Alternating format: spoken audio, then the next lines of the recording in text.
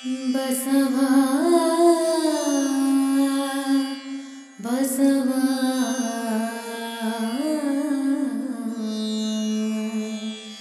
ಬಸವಾ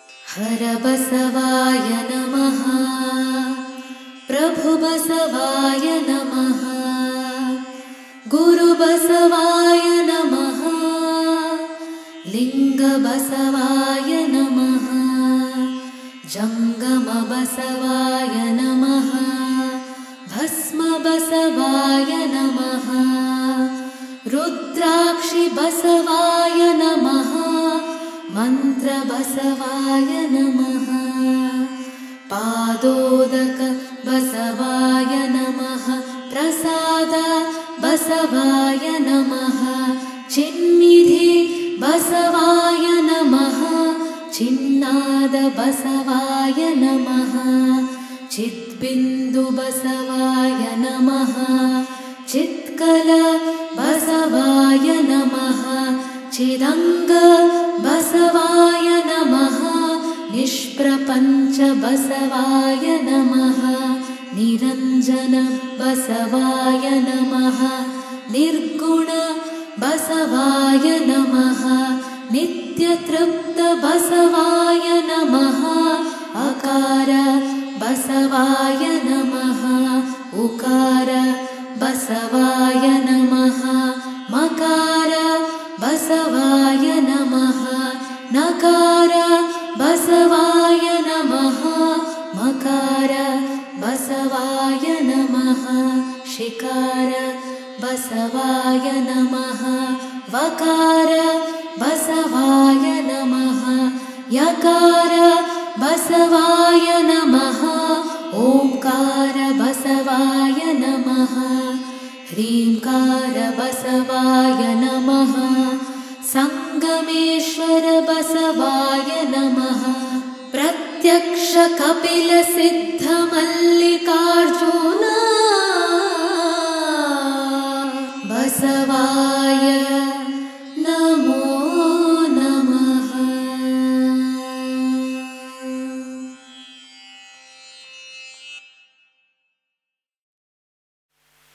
ಓಂ ಶ್ರೀ ಗುರು ಬಸವಲಿಂಗಾಯ ನಮಃ. ಇಲ್ಲಿ ನೆರೆದ ಎಲ್ಲ ಬಂಧುಗಳಿಗೆ ಶರಣು ಶರಣಾರ್ಥಿ. ಅಂತರ್ಜಾಲದಲ್ಲಿ ಯೂಟ್ಯೂಬ್ ಫೇಸ್ಬುಕ್ ಮೂಲಕ ನೋಡ್ತಕ್ಕಂಥ ಎಲ್ಲ ಶರಣೆಯರ ಅಂತರಾಳಕ್ಕೆ ಅನಂತ ಶರಣಗಳನ್ನು ಸಲ್ಲಿಸ್ತಾ, ಈ ತಿಂಗಳು 10ನೇ ತಾರೀಕು ಕಕ್ಕಯ್ಯನವರ ಜಯಂತಿ ಇದೆ. ಅದರ ಪ್ರಯುಕ್ತ ಇಂದು ನಾವು ಶ್ರೀ ಕಕ್ಕಯ್ಯನವರ ವೈಶಿಷ್ಟ್ಯ ಮತ್ತು ಅವರ ಬರೆದ ವಚನಗಳ ವೈಶಿಷ್ಟ್ಯದ ಕುರಿತು ಇವತ್ತು ನಮ್ಮೊಂದಿಗೆ ಚಿಂತನೆ ಮಾಡಲಿಕ್ಕೆ ಪ್ರೊಫೆಸರ್ ಜಿ.ಎ. ತಿಗಡಿ ಅವರು ಆಗಮಿಸಿದ್ದಾರೆ. ಅವರನ್ನು ಧಾರವಾಡ, ಕಲಬುರಗಿ, ಬೆಂಗಳೂರು ಬಸವ ಸಮಿತಿಗಳ ಪರವಾಗಿ ಹಾಗೂ ಇಲ್ಲಿ ನೆರೆದ ಎಲ್ಲ ಶರಣೆಯರ ಪರವಾಗಿ ಆನ್ಲೈನ್ ಮೂಲಕ ವೀಕ್ಷಿಸ್ತಕ್ಕಂಥ ಎಲ್ಲ ವೀಕ್ಷಕರ ಪರವಾಗಿ ಹೃತ್ಪೂರ್ವಕ ಸುಸ್ವಾಗತವನ್ನು ಬಯಸ್ತಾ ಇದ್ದೇನೆ. ಶ್ರೀ ತಿಗಡಿ ಅವರು ನಿವೃತ್ತ ಪ್ರಾಂಶುಪಾಲರು. ಅವರು ಪದವಿ ಪೂರ್ವ ಶಿಕ್ಷಣ ಇಲಾಖೆಯಲ್ಲಿ ಸುಮಾರು ಅಖಂಡ 30-32 ವರ್ಷ ಸೇವೆಯನ್ನು ಸಲ್ಲಿಸಿ 2017ರಲ್ಲಿ ನಿವೃತ್ತಿಯಾಗಿದ್ದಾರೆ. ಶರಣ ಜೀವನವನ್ನು ನಡೆಸ್ತಾ ಇದ್ದಾರೆ. ಈಗಾಗಲೇ ಬಸವ ಸಮಿತಿಯ ಮೂಲಕ ಹಲವಾರು ಕಾರ್ಯಕ್ರಮಗಳಲ್ಲಿ ಉಪನ್ಯಾಸವನ್ನು ನೀಡಿ ಜನರ ಮೆಚ್ಚುಗೆಯನ್ನು ಪಡೆದಿದ್ದಾರೆ.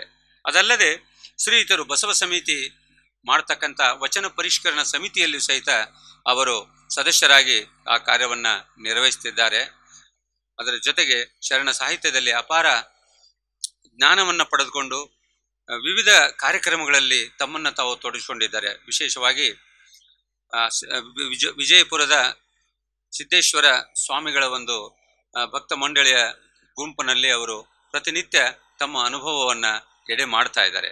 ಅವರನ್ನು ಈ ಕಾರ್ಯಕ್ರಮಕ್ಕೆ ಸ್ವಾಗತ ಮಾಡ್ತಾ, ಇವತ್ತು ಶರಣ ಕಕ್ಕಯ್ಯನವರ ಕುರಿತು, ಅವರ ವಚನಗಳ ವೈಶಿಷ್ಟ್ಯವನ್ನು ಕುರಿತು ಉಪನ್ಯಾಸವನ್ನು ನೀಡಲಿಕ್ಕೆ ಅವರಿಗೆ ಆಮಂತ್ರಣ ನೀಡ್ತಾ ಇದ್ದೇನೆ. ಸರ್ವರಿಗೂ ಶರಣು ಶರಣಾರ್ಥಿ.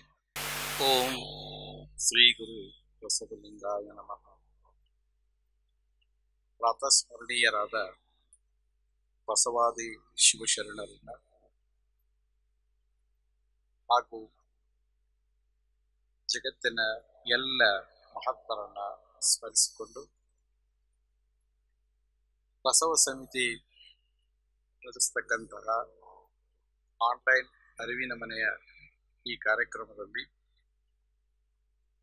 ಭಾಗಿಯಾಗಿರುವ ಎಲ್ಲ ಶರಣ ಶರಣೆಯರಿಗೆ ಹಾಗೂ ಆನ್ಲೈನ್ ಮೂಲಕ ಈ ಕಾರ್ಯಕ್ರಮವನ್ನು ಆಲಿಸುತ್ತಿರುವ ಎಲ್ಲ ಬಸವ ಭಕ್ತರಿಗೆ ಶರಣು ಶರಣಾರ್ಥಿ. ಇದೀಗ ತಾನೇ ಆಯೋಜಕರು ಹೇಳಿದ ಹಾಗೆ ಈ ತಿಂಗಳು 10ನೇ ತಾರೀಕಿನ ದಿವಸ ಶರಣ ಡೋಹರ ಕಕ್ಕಯ್ಯನವರ ಜಯಂತಿಯನ್ನ ನಾಡಿನಾದ್ಯಂತ ಆಚರಿಸ್ತಾ ಇದ್ದಾರೆ. 12ನೇ ಶತಮಾನದ ಶರಣ ಸಂಕುಲದಲ್ಲಿ ಬಹಳಷ್ಟು ಶರಣರು ತಮ್ಮ ತಮ್ಮ ವೃತ್ತಿಯ ಜೊತೆಗೆ ಕಾಯಕದ ಜೊತೆಗೆ ಈ ವಚನ ಸಾಹಿತ್ಯವನ್ನ ಶರಣ ಸಂಸ್ಕೃತಿಯನ್ನ ಶ್ರೀಮಂತಗೊಳಿಸ್ತಾ ಬಂದದ್ದನ್ನ ನಾವು ನೋಡಬಹುದು. ಅಂಥದ್ರಲ್ಲಿ ಬಸವಣ್ಣನವರಿಗೆ ಅತ್ಯಂತ ಆಪ್ತರಾಗಿರ್ತಕ್ಕಂತಹ ಕೆಲ ಶರಣರಲ್ಲಿ ಕಕ್ಕಯ್ಯನವರು ಕೂಡ ಒಬ್ಬರು. ಯಾಕಂದ್ರೆ ಡೋಹರ ಕಕ್ಕಯ್ಯನವರನ್ನ ಕುರಿತು ಬಸವಣ್ಣನವರು ಬಹಳಷ್ಟು ಕಡೆ ಉಲ್ಲೇಖಿಸ್ತಾರೆ, ಗೌರವಿಸ್ತಾರೆ. ಅವರ ವಚನಗಳಲ್ಲಿ ಅವರನ್ನ ಅಪ್ಪ ಬೊಪ್ಪ ಅಂತ ಕರೀತಾರೆ. ಒಂದು ದೃಷ್ಟಿಯಲ್ಲಿ ಬಸವಣ್ಣನವರಿಗಿಂತ ಸ್ವಲ್ಪ ಹಿರಿಯರು ಆಗಿರಬಹುದು. ಅದರ ಜೊತೆಗೆ ಅನುಭವದಲ್ಲಿ ಕೂಡ ಅವರು ಹಿರಿಯರು ಅನ್ನುವ ಭಾವನೆಯನ್ನು ಇಟ್ಕೊಂಡು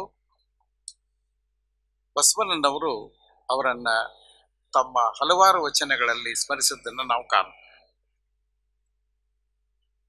ಒಂದೆರಡನ್ನ ನೋಡಬಹುದಾದ್ರೆ, ಅಪ್ಪನು ಡೋಹರ ಕಕ್ಕಯ್ಯನಾಗಿ ಮುತ್ತಯ್ಯ ಚೆನ್ನಯ್ಯನಾದರೆ ಆನು ಬದುಕೆನೆ.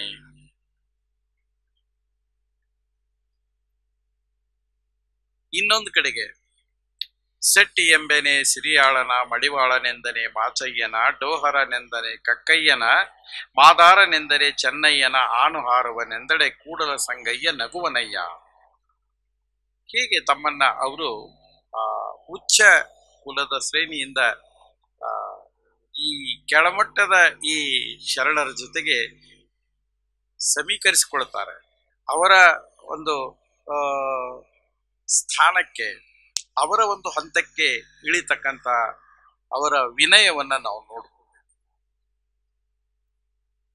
ಚೆನ್ನಯ್ಯನ ಇನ್ನೂ ಬಹಳ ಅತ್ಯಂತ ಬಸವಣ್ಣನವರು ತಮ್ಮನ್ನ ತಾವು ಎಷ್ಟರ ಮಟ್ಟಿಗೆ ತಮ್ಮ ಆ ಉಚ್ಚ ಕುಲವನ್ನ ಹನನ ಮಾಡ್ತಕ್ಕಂತಹ ಕೆಲಸ ಮಾಡ್ತಾರಂದ್ರೆ, ಚೆನ್ನಯ್ಯನ ಮನೆಯ ದಾಸನ ಮಗನು, ಕಕ್ಕಯ್ಯನ ಮನೆಯ ದಾಸಿಯ ಮಗಳು, ಇವರಿಬ್ಬರು ಹೊಲದಲು ಬೆರಣಿಗೆ ಹೋಗಿ ಸಂಗಮ ಮಾಡಿದರು, ಇವರಿಬ್ಬರಿಗೆ ಹುಟ್ಟಿದ ಮಗ ನಾನು, ಕೂಡಲ ಸಂಗಮ ದೇವರ ಸಾಕ್ಷಿಯಾಗಿ, ಪರಮಾತ್ಮನ ಸಾಕ್ಷಿಯಾಗಿ ಹೇಳ್ತೀನಿ ಅಂತಾರೆ.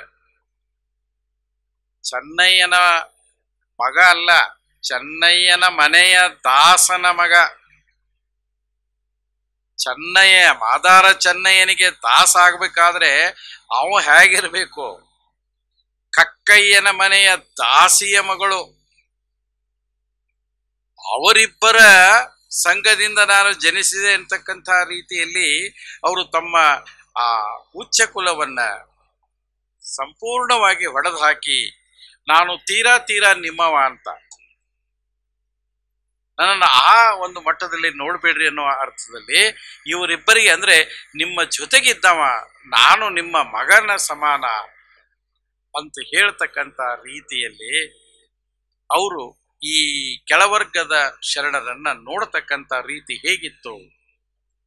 ಅಪ್ಪನು ನಮ್ಮ ಮಾದಾರ ಚೆನ್ನಯ್ಯ, ಪಪ್ಪನು ನಮ್ಮ ಡೋಹರ ಕಕ್ಕಯ್ಯ, ಚಿಕ್ಕಯ್ಯ ನೆಮ್ಮಯ್ಯ, ಅಪ್ಪ ಬೊಪ್ಪ, ಈ ರೀತಿ ಗೌರವದ ಒಂದು ಸ್ಥಾನವನ್ನ ಕಕ್ಕಯ್ಯನವರಿಗೆ ಕೊಡೋದನ್ನ ನಾವು ನೋಡ್ತಾ ಇದ್ದೀವಿ.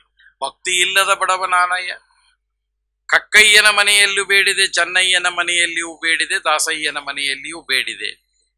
ಇಂಥವ್ರ ಮನೆಗೆ ನಾನು ಬೇಡ್ಲಿಕ್ಕೆ ಹೋಗಿದ್ದೆ, ಎಲ್ಲರೂ ನನಗೆ ಕೊಟ್ಟರು, ನನ್ನ ಪಾತ್ರೆ ತುಂಬಿತ್ತು ಅಂತ ಹೇಳ್ತಕ್ಕಂಥ ರೀತಿ. ಕಿರಿಯಯ್ಯ ಚೊಪಚಯ್ಯ, ಕಿರಿಯಯ್ಯ ಡೋಹರ ಕಕ್ಕಯ್ಯ, ಹೀಗೆ 10 ಹಲವು ವಚನಗಳಲ್ಲಿ ಕಕ್ಕಯ್ಯನವರನ್ನ ಬಸವಣ್ಣನವರು ಸ್ಮರಿಸೋದನ್ನ ನಾವು ನೋಡ್ತೀವಿ. ಆ ದೃಷ್ಟಿಯಿಂದ ನೋಡಿದಾಗ ಡೋಹರ ಕಕ್ಕಯ್ಯನವರು ಆ ಕಲ್ಯಾಣದ ಶರಣ ಸಂಕುಲದಲ್ಲಿ ಎದ್ದು ಕಾಣತಕ್ಕಂಥ ಒಂದು ವ್ಯಕ್ತಿತ್ವ ಅವ್ರದ್ದಾಗಿತ್ತು. ಇಂತಹ ಡೋಹರ ಕಕ್ಕಯ್ಯ ಬಸವಣ್ಣನವರ ಸಮಕಾಲೀನರು, ಜೊತೆಗೆ ಅವರು ಒಂದಿಷ್ಟು ಹಿರಿಯ ವಚನಕಾರರು. ಯಾಕಂದ್ರೆ ಅವರ ಒಂದು ಸಂಬಂಧ ಅಥವಾ ಅವರ ಒಂದು ಸಾಂಗತ್ಯ ದಾಸಿಮಯ್ಯನ ಜೊತೆಗಿದ್ದುದನ್ನ ನಾವು ಕಾಣ್ತೇವೆ. ಯಾಕಂದ್ರೆ ಕೀಳು ಕಕ್ಕಯ್ಯ ಅಂತ ದಾಸಿಮಾರ್ಯರು ತಮ್ಮ ವಚನದಲ್ಲಿ ಹೇಳ್ತಾರೆ. ಅವರ ಜೊತೆಗೆ ಇವರು ಒಡನಾಟ ಇತ್ತು. ದಾಸಿಮಯ್ಯನವರು ಬಸವಣ್ಣವರಿಗಿಂತ ಹಿರಿಯ ವಚನಕ. ಹೀಗಾಗಿ ದಾಸಿಮಯ್ಯರಿಗಿಂತ ಕಿರಿಯ ಕಕ್ಕಯ್ಯನವರು. ಈ ಅರ್ಥದಲ್ಲಿ ತೆಗೆದುಕೊಂಡ್ರೆ ಒಂದಿಷ್ಟು ವಯಸ್ಸಿನಲ್ಲಿ ಹಿರಿಯರಾದರೂ ಕೂಡ ಸಮಕಾಲೀನರಾಗಿದ್ದರು ಕಕ್ಕಯ್ಯನವರು. ಇವರ ಊರು ಇತ್ಯಾದಿಗಳ ಬಗ್ಗೆ ಹೆಚ್ಚು ತಿಳಿದು ಬರೋದಿಲ್ಲ. ನಮ್ಮ ಶರಣರ ವೈಯಕ್ತಿಕ ವಿವರಗಳು ಬಹಳಷ್ಟು ಶರಣರದ್ದು ತಿಳಿದು ಬರೋದು ಬಹಳ ಬಹಳ ಕಡಿಮೆ. ಯಾಕಂದ್ರೆ ಅವರು ತಮ್ಮ ವ್ಯಕ್ತಿತ್ವವನ್ನ, ತಮ್ಮ ಅನುಭವವನ್ನ ಹಂಚಿಕೊಂಡ್ರೆ ವಿನಃ ತಮ್ಮ ಸ್ವಂತಿಕೆಯನ್ನ ಅವರೆಂದೂ ಎಲ್ಲಿ ಹೇಳಲಿಕ್ಕೆ ಹೋಗಿಲ್ಲ. ಇವರನ್ನ ಮಾಳವ ದೇಶದಿಂದ ಅಂದ್ರೆ ಮಧ್ಯ ಭಾರತದಿಂದ ಬಂದಾರೆ ಅಂತ ಹೇಳ್ತಾರೆ. ಇನ್ನು ಕೆಲವರು ಬಿಜ್ವಾಡ ಅಂತಕ್ಕಂಥ ಹಳ್ಳಿಯಿಂದ ಬಂದವರು ಅಂತ ಹೇಳ್ತಾರೆ. ಇವ್ರ ಕಾಯಕ ಚರ್ಮವನ್ನ ಹದ ಮಾಡೋದು.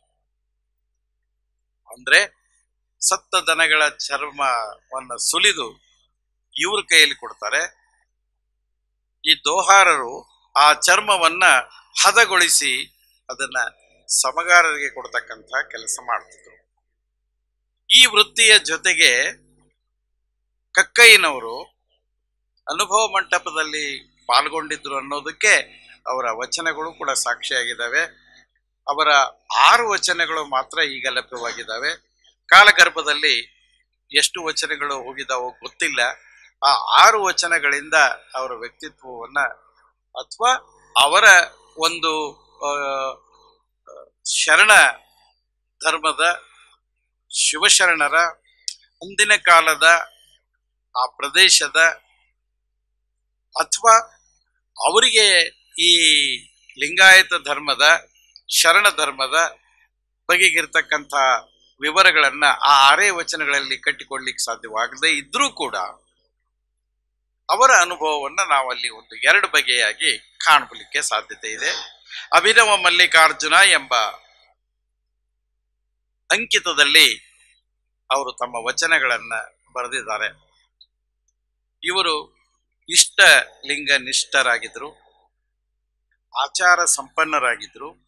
ಬಹಳ ವಿಶೇಷ ಅಂತಂದ್ರೆ ಘನಾಚಾರಿ ಪಂಥವನ್ನ ಅವರು ಅನುಸರಿಸಿದ್ರು ಅಂತ ಕಂಡು ಬರ್ತದೆ. ಯಾಕಂದ್ರೆ ಮಡಿವಾಳ ಮಾಚಿದೇವರ ಜೊತೆಗೆ ಅವರು ಉಳುವೆಯತ್ತ ಪ್ರಯಾಣ ಮಾಡೋದು ಉಲ್ಲೇಖಗಳು ಸಿಗ್ತವೆ.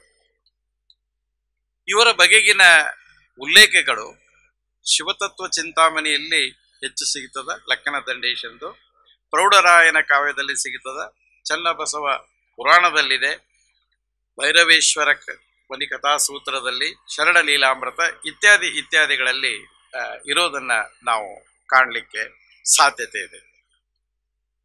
ಹೆಸರೇ ಹೇಳುವ ಹಾಗೆ ದೋಹಾರ ಎಂಬ ಜಾತಿ ಅದು ಅಂದಿನ ಕಾಲದಲ್ಲಿ ಅತ್ಯಂತ ಕೆಳಮಟ್ಟದ್ದು, ಕೀಳು ಕುಲದ ಜಾತಿ ಅಂತ ಆ ಕಾಲದಲ್ಲಿ ಪರಿಗಣಿಸಲ್ಪಟ್ಟಿತ್ತು. ಯಾಕಂದ್ರೆ ದಾಸಿಮಯ್ಯನವರೇ ಕೀಳು ಕಕ್ಕಯ್ಯ ಅಂತ ಕರೀತಾರೆ. ದಾಸಿಮಯ್ಯನವರಿಗಿಂತ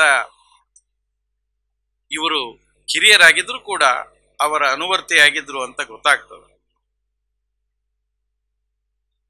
ಬಹುಶಃ ಇವರ ಪೋಷಕರು, ಇವರ ತಂದೆನೋ ಅಜ್ಜನೋ ಮಾಳವ ದೇಶದಿಂದ ಬಂದಿರಬಹುದು ಅನ್ನೋದನ್ನ ಕೆಲವು ಇತಿಹಾಸ ಸಂಶೋಧಕರು ಗುರುತಿಸ್ತಾರೆ.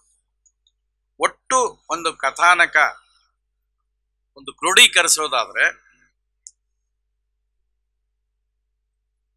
ಡೋಹರ ಮುದವೀರ ಭೀಮವ್ವ ಇವರ ತಂದೆ ತಾಯಿಗಳು, ನಾಗವ್ವೆ ಅಕ್ಕ, ಕಕ್ಕಯ್ಯ ತಮ್ಮ, ಇಬ್ಬರು ಮಕ್ಕಳು. ಇವರು ಕಾಲದಲ್ಲಿ, ಯಾಕಂದ್ರೆ ಇವರು ಬೆಜವಾಡದಲ್ಲಿ ಇದ್ರು ಅನ್ನೋದಕ್ಕೆ ಆ ಶಿವತತ್ವ ಚಿಂತಾಮಣಿಯಲ್ಲಿ ಒಂದು ಪದ್ಯ ಬರ್ತದೆ. ಆ ಪದ್ಯದಲ್ಲಿ ಇವರನ್ನ ಆ ರೀತಿ ಗುರುತಿಸ್ತಕ್ಕಂತಹ ಕೆಲಸ ಮಾಡ್ತಾರೆ.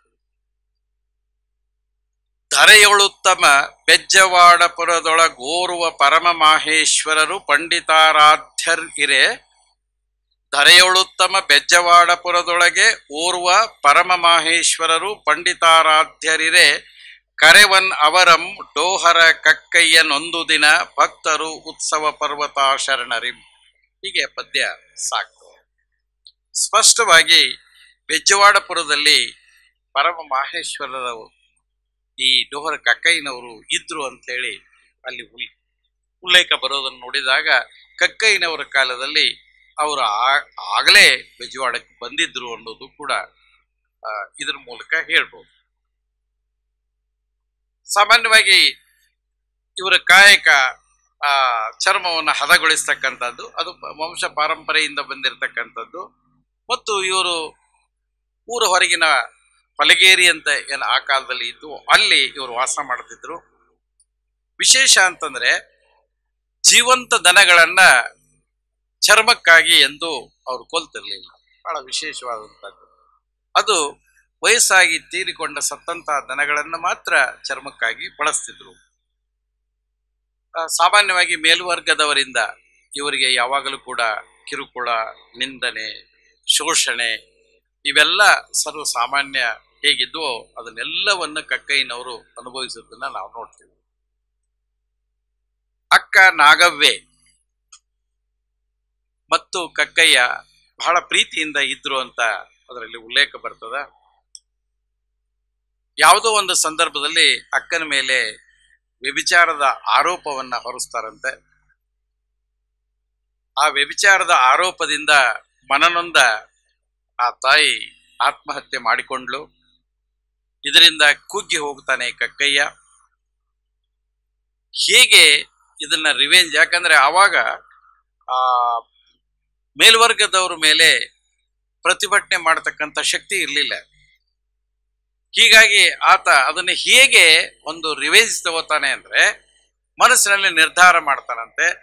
ತನ್ನ ನಡೆನುಡಿಯ ಮೂಲಕ ಶ್ರೇಷ್ಠವಾದ ಉನ್ನತ ಬದುಕನ್ನು ನಡೆಸಿ ಸಮಾಜದಲ್ಲಿ ನಾನು ಯಾರಿಗಿಂತ ಕಡಿಮೆ ಅಲ್ಲ ಅಂತ ತೋರಿಸಿ ನನ್ನ ಅಕ್ಕನ ಆತ್ಮಕ್ಕೆ ಶಾಂತಿ ತರ್ತೀನಿ ಅಂತ ಶಪಥ ಮಾಡ. ಕಥಾನಕ ಅದರ ಸತ್ಯಾಸತ್ಯತೆಗಳನ್ನು ಬದಿಗಿಡೋಣ, ಆದರೆ ಅದರಲ್ಲಿ ಇರ್ತಕ್ಕಂಥ ಇಂತಹ ಕೆಲ ತತ್ವಗಳಿದಾವಲ್ಲ, ಇದು ಕಕ್ಕಯ್ಯನವರ ಬದುಕಿನ ಒಂದು ತಿರುವು ಅಂತ ನಾವು ಪರಿಗಣಿಸಲಿಕ್ಕೆ ಸಾಧ್ಯತೆ ಇದೆ. ಹೀಗೆ ನಾನು ಏನಾದರೂ ಮಾಡಿ ಈ ಶೋಷಣೆಯ ಬದುಕನ್ನ, ಹೀನ ಕುಲದ ಬದುಕನ್ನ ನಾನು ಮುಗಿಸ್ಬೇಕು, ನಾನು ಬೇರೆಯವರಂತೆ, ನಾನು ಇನ್ನೊಬ್ಬರಂತೆ ಉತ್ತಮ ಬದುಕನ್ನ ಬದುಕಬೇಕು ಅಂತಕ್ಕಂಥ ರೀತಿಯಲ್ಲಿ ಶಪಥ ಮಾಡಿದ ಅಂತ ಬರ್ತದ. ಮುಂದೆ ಮುದನೂರಿನ ಸಂತೆಯೊಳಗೆ ದಾಸಿಮಯ್ಯನವರು ಭೇಟಿ ಆಯಿತು, ಅಲ್ಲಿ ಪರಿಚಯ ಆಯಿತು. ದಾಸಿಮಯ್ಯನವರು ತಮ್ಮ ಮನೆಯಲ್ಲಿ ಜಾತಿ ಕುಲ ಭೇದವಿಲ್ಲದೆ ಸತ್ಸಂಗ ಮಾಡುತ್ತಿದ್ದರಂತೆ, ಅನುಭವವನ್ನ ಹಂಚಿಕೊಳ್ತಿದ್ರು. ಅಂಥದ್ರಲ್ಲಿ ಇವರು ಭಾಗಿಯಾಗ್ತಾರೆ. ಅದು ಒಂದಿಷ್ಟು ಇವರಿಗೆ ಆ ಮನಸ್ಸಿಗೆ ಸಮಾಧಾನ ತರುವುದರ ಜೊತೆಗೆ ತಮ್ಮ ಶಪಥವನ್ನ ಈಡೇರಿಸಿಕೊಳ್ಳಿಕ್ಕೆ ಇದು ಒಂದು ವೇದಿಕೆಯಾಗಿ ಮಾರ್ಪಡ್ತದ.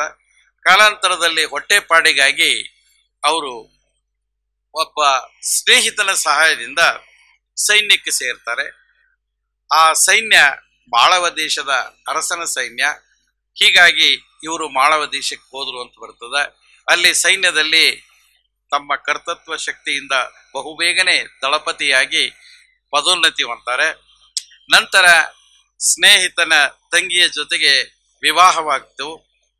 ಆ ನಂತರ ಆ ಅರಸರಲ್ಲಿಯೇ ಒಂದು ಸೈನ್ಯದ ತುಕಡಿಯ ರಾವುತನಾಗಿ ಕೂಡ ಹುದ್ದೆಯನ್ನು ನಿರ್ವಹಿಸಿ 20 ವರ್ಷಗಳ ಕಾಲ ಅಲ್ಲಿ ಸೇವೆ ಸಲ್ಲಿಸ್ತಕ್ಕಂಥ ಸಂದರ್ಭದಲ್ಲಿ ಊರ ಕಡೆಗೆ ಅವರಿಗೆ ನೆನಪಾಗ್ತದೆ, ಊರಿನ ಸೆಳೆತ. ಹೀಗಾಗಿ ಅವರು ಅಲ್ಲಿಂದ ಸೈನ್ಯವನ್ನ ತ್ಯಜಿಸಿ ಬರ್ತಾರೆ. ಮೊದಲು ಅವರು ಬಂದದ್ದು ಮಂಗಳವೇಡೆಗೆ ಬರ್ತಾರೆ. ಅಲ್ಲಿ ಅದೀಗ ತಾನೇ ಬಸವಣ್ಣನವರ ಒಂದು ಕೀರ್ತಿ ಆರಂಭವಾಗಿರ್ತದ. ಅಲ್ಲಿ ಭೇಟಿ ಆಗ್ತದ. ಅವರ ಆಕರ್ಷಣೆಗೆ ಒಳಗಾಗಿ ಕಲ್ಯಾಣದತ್ತ ಹೊರಡ್ತಾರೆ ಅಂತ ಬರ್ತದೆ. ಇದಿಷ್ಟು ಈ ಕಥಾ ಹಂದರ ಬೇರೆ ಬೇರೆ ಬೇರೆ ಬೇರೆ ಬೇರೆ ಕಾವ್ಯಗಳಲ್ಲಿ ಬಂದದ್ದನ್ನು ಜೋಡಿಸಲಾಗಿದೆ. ಈ ಕಥಾ ಹಂದರ ಸಂಪೂರ್ಣವಾಗಿ ಸತ್ಯ ಅನ್ನೋದಕ್ಕೆ ಆಧಾರಗಳು ಬಹಳ ಕಡಿಮೆ. ಆದರೆ ಆ ಕಥೆಯಲ್ಲಿ ಇರ್ತಕ್ಕಂಥ ಒಂದೆರಡು ತಿರುಳುಗಳನ್ನ ಮಾತ್ರ ನಾವು ತಗೊಳ್ಳಿಕ್ಕೆ ಸಾಧ್ಯತೆ ಇದೆ. ಕಲ್ಯಾಣಕ್ಕೆ ಬಂದ ಮೇಲೆ ಅಲ್ಲಿ ನಿತ್ಯ ತಮ್ಮ ಕಾಯಕ, ದಾಸೋಹ, ಅನುಭವ ಮಂಟಪದಲ್ಲಿ ಚರ್ಚೆ, ವಚನಗಳ ಒಂದು ರೀತಿಯ ಅನುಭವ, ಇವೆಲ್ಲದರ ಒಂದು ಪರಿಣಾಮವಾಗಿ ಅವರು ಕೂಡ ಒಬ್ಬ ವಚನಕಾರರಾಗಿ ಹೊರಹೊಮ್ತಾ ಇದ್ದಾರೆ. ಹೀಗಾಗಿ ವಚನಗಳನ್ನ ಅವ್ರು ಬರೆದಿದ್ರು ಕೂಡ, ಬಹಳಷ್ಟು ಬರೆದಿದ್ರು ಕೂಡ ಕಾಲಗರ್ಭದಲ್ಲಿ ನಮಗೆ ದೊರೆತಿಲ್ಲ. ಅಂತಹ ವಚನಗಳನ್ನ ಅಲ್ಲಿ ಕ್ರೋಢೀಕರಿಸ್ತಕ್ಕಂಥ ಶಾಂತರಸರ ವಚನ ಭಾಂಡಾರಿ, ಶಾಂತರಸರ ಒಂದು ಮುಂದಾಳತ್ವದಲ್ಲಿ ಆ ಕೆಲಸ ನಡೀತಿರ್ತದ. ಎಲ್ಲರಿಗೂ ಗೊತ್ತಿರುವ ಹಾಗೆ ಕಲ್ಯಾಣದಲ್ಲಿ ಕ್ರಾಂತಿ ಆಗ್ತದ. ಕ್ರಾಂತಿ ಆದ ಮೇಲೆ ಅಲ್ಲೋಲ ಕಲ್ಲೋಲವಾಯಿತು. ಬಿಜ್ಜಳನ ಮರಣ ಆಗ್ತದ, ಕೊಲೆ ಆಗ್ತದ. ಶರಣರನ್ನು ಕೂಡ ಅಲ್ಲಿ ದಂಡಿಸ್ಲಿಕ್ಕೆ ಸೈನ್ಯ ಶುರು ಮಾಡ್ತದ. ಶರಣರು ದಿಕ್ಕಾಪಾಲಾಗಿ ಹೋಗ್ತಕ್ಕಂಥ ಸಂದರ್ಭದಲ್ಲಿ ಹೇಗಾದರೂ ಮಾಡಿ ವಚನಗಳನ್ನು ಉಳಿಸಬೇಕು ಅನ್ನುವ ದೃಷ್ಟಿಯಿಂದ ಆ ವಚನ ಕಟ್ಟುಗಳನ್ನು ತಗೊಂಡು ತಂಡವಾಗಿ ಉಳುವಿಯತ್ತ ಪ್ರಯಾಣ ಬೆಳೆಸ್ತಾರೆ. ಅಂತಹ ಒಂದು ತಂಡದಲ್ಲಿ ಕಕ್ಕಯ್ಯನವರು ಇದ್ರು ಅಂತ ಉಲ್ಲೇಖ ಬರ್ತದ. ಆ ತಂಡದಲ್ಲಿ ಅದರ ಮುಂದಾಳತ್ವ ವಹಿಸಿರ್ತಕ್ಕಂಥವರು ಮಡಿವಾಳ ಮಾಚಿದೇವರು, ನಾಗಲಾಂಬಿಕೆ, ಗಂಗಾಂಬಿಕೆ, ಕಲ್ಯಾಣಮ್ಮ, ನುಲಿಯ ಚಂದಯ್ಯ ಹಾಗೂ ಡೋಹರ ಕಕ್ಕಯ್ಯ. ಈ ತಂಡ ಸೊನ್ನಲಿಗೆ, ಸೊಲ್ಲಾಪುರ, ಹಲಸಂಗಿ, ನಿಂಬಾಳ, ವಿಜಯಪುರ, ಬಬಲೇಶ್ವರ, ಗುಂಡಾಳ, ಮಂಟೂರು, ಗೊಡಚಿ, ಮುರುಗೋಡ, ಕಾದರವಳ್ಳಿಯ ಮೂಲಕ ಉಳುವೆಗೆ ಹೋಗ್ತಕ್ಕಂಥ ಮಾರ್ಗ ಅಂತ ಗುರುತಿಸ್ತಾರೆ. ಕಾದರವಳ್ಳಿಯಲ್ಲಿ ಕದನ ಆಗ್ತದೆ. ಆ ಕಾದರವಳ್ಳಿಯ ಕದನದಲ್ಲಿನೇ ಗಂಗಾಂಬಿಕೆ ಲಿಂಗೈಕ್ಯರಾಗೋದನ್ನ ನಾವು ನೋಡ್ತೀವಿ. ಇವತ್ತು ಕೂಡ ಆ ಮಲಪ್ರಭಾ ನದಿಯ ದಂಡೆಯಲ್ಲಿ ತಾಯಿ ಶಿವಶರಣೆ ಗಂಗಾಂಬಿಕೆಯ ಐಕ್ಯ ಸ್ಥಳ ಅಂತ ಗುರುತಿಸ್ತಾರೆ. ಅದರ ಹಿಂದೆ ಗೊಡಚಿಯಿಂದ ಮುರುಗೋಡಕ್ಕೆ ಬಂದು, ಮುರುಗೋಡದಿಂದ ಕಾದರವಳ್ಳಿಗೆ ಬರುವ ದಾರಿಯಲ್ಲಿ ಕಲ್ಯಾಣಮ್ಮನವರು ಲಿಂಗೈಕ್ಯರಾಗ್ತಾರೆ. ಅವರ ಸಮಾಧಿ ಅಲ್ಲಿ ಹತ್ತಿರದಲ್ಲಿ ತಿಗಡಿ ಎನ್ನುವ ಒಂದು ಗ್ರಾಮದಲ್ಲಿ ಈಗ ಇರೋದನ್ನು ಕೂಡ ನಾವು ಕಾಣಬಹುದು. ಹೀಗೆ ಕಾದರವಳ್ಳಿಯ ಆ ಕದನದಿಂದ ಒಂದಿಷ್ಟು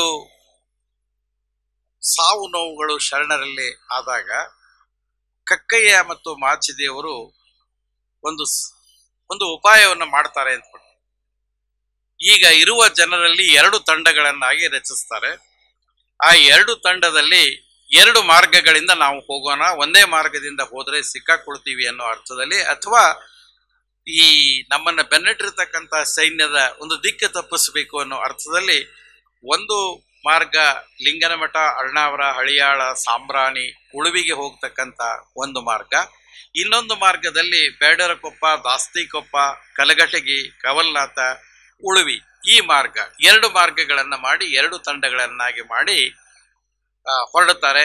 ಒಂದು ತಂಡಕ್ಕೆ ಕಕ್ಕಯ್ಯನವರು, ಒಂದು ತಂಡಕ್ಕೆ ಮಾಚಿದೇವರು ಹೊರಡುತ್ತಾರೆ. ಹೀಗೆ ಹೋಗುವಾಗ ಕಕ್ಕಯ್ಯನವರು ಒಂದು ಕೆಲಸ ಮಾಡ್ತಾರೆ ಅಂತ ಬರ್ತದೆ. ತಮ್ಮನ್ನ ಬೆನ್ನಟ್ಟತಕ್ಕಂತಹ ವೈರಿ ಸೈನ್ಯವನ್ನ ತಮ್ಮ ತಂಡದತ್ತ ಸೆಳೀತಕ್ಕಂಥ ಕೆಲಸವನ್ನ ಮಾಡ್ತಾರೆ. ವಚನಗಳು ಈ ತಂಡದ ಜೊತೆಗೆ ಇದ್ದಾವೆ, ಇನ್ನೊಂದು ತಂಡದ ಜೊತೆಗೆ ಏನೂ ಇಲ್ಲ ಅನ್ನುವ ಅರ್ಥದಲ್ಲಿ ಅವರು ಮೊದಲು ತಮ್ಮ ತಂಡವನ್ನ ಪ್ರಯಾಣ ಬೆಳೆಸ್ತಾರೆ. ಸೈನ್ಯ ಇವ್ರನ್ನ ಬೆನ್ನಟ್ಟಿ ಬೆನ್ನಟ್ಟಿ ಬೆನ್ನಟ್ಟಿ ಬರ್ತದ. ಆ ಕಕ್ಕೇರಿ ಎಂಬ ಇಂದಿನ ಆ ಅಳ್ಳಾವರ ಹತ್ತಿರತಕ್ಕಂಥ ಒಂದು ಗ್ರಾಮದಲ್ಲಿ ಮತ್ತೆ ಕದನ ಆಗ್ತದೆ. ಆ ಕದನದಲ್ಲಿ ಕಕ್ಕಯ್ಯನವರು ಲಿಂಗೈಕ್ಯರಾಗ್ತಾರೆ. ಈ ಕಡೆ ಇನ್ನೊಂದು ತಂಡ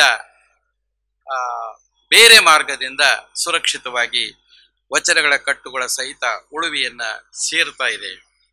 ಹೀಗೆ ಕಕ್ಕಯ್ಯನವರ ಉಪಾಯದಿಂದ ಬಹಳಷ್ಟು ವಚನದ ಕಟ್ಟುಗಳು ಉಳುವಿಯನ್ನ ಸೇರುವಂತಾಯಿತು ಅಂತ ಹೇಳ್ತಾರೆ.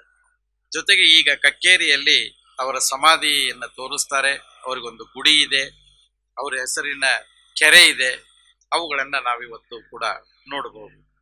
ಹೀಗೆ ಒಂದು ಸ್ಥೂಲವಾಗಿ ಕಕ್ಕಯ್ಯನವರ ಒಂದು ಜೀವನ ಚರಿತ್ರೆಯನ್ನ ನಾವು ನೋಡಿದಾಗ ಅವರು ಒಂದು ತಮ್ಮ ಹೀನ ಕುಲದಿಂದ ಮೇಲಕ್ಕೆ ಎದ್ದು ಬರ್ತಕ್ಕಂಥ ಕೆಲಸ ಮಾಡಿದ್ದು. ಎರಡನೇದು ವಚನಗಳ ಕಟ್ಟುಗಳನ್ನ, ವಚನ ಸಂಪತ್ತನ್ನ ಮುಂದಿನ ಪೀಳಿಗೆಗೆ ಹೇಗಾದರೂ ಮಾಡಿ ಅದನ್ನು ಸುರಕ್ಷಿತವಾಗಿ ಇಡಬೇಕು ಅಂತಕ್ಕಂಥ ಇನ್ನೊಂದು ಅವರ ಆ ಕಳಕಳಿ ಎದ್ದು ಕಾಣಿಸ್ತಕ್ಕಂಥದ್ದು.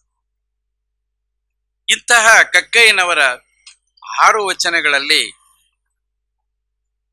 ಆ 6 ವಚನಗಳನ್ನ ಒಂದಿಷ್ಟು ನೋಡಿದಾಗ ಬಹುಶಃ ಒಂದೊಂದು ವಚನವೂ ಕೂಡ ಒಂದೊಂದು ಭಾಗವಾಗಿ ನೋಡಿದರೆ ಒಂದು 3 ವಚನಗಳು ತಮ್ಮ ಕುಲದ ಬಗ್ಗೆನೇ ಇದ್ದಾವೆ.